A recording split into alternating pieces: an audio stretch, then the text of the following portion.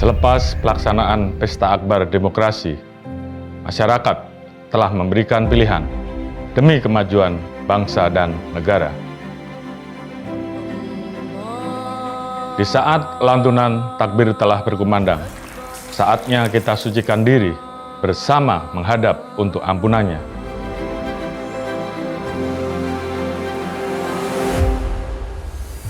Di bulan yang penuh berkah, saatnya kita merajut kembali persatuan, kesatuan, saling berbagi,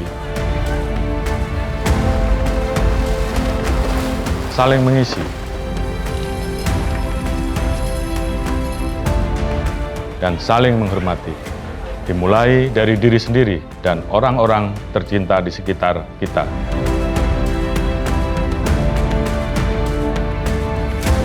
Mari kita sambut Ramadan penuh sukacita dengan rasa persaudaraan sesama anak bangsa.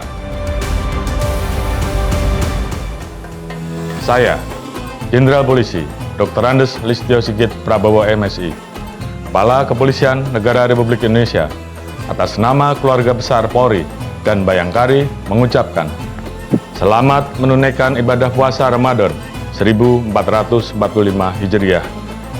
Ramadan penuh berkah untuk Indonesia Emas 2045.